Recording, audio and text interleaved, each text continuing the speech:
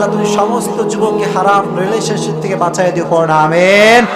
জোরে কও আমিন। তাহলে এক নাম্বার ক্যাটাগরি হচ্ছে যারা হারাম কাজ করবে না, তাদেরকে জান্নাত দিবে একজন, তিনি কে? তাদেরকে পরকালে সুখী করবে একজন, তিনি কে?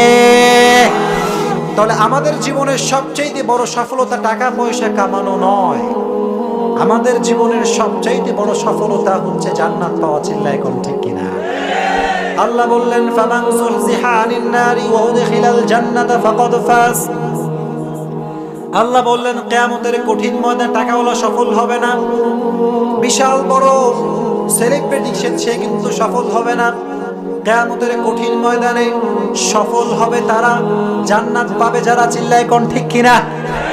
Those who protect themselves from the hellfire, they are gain the ultimate success in life.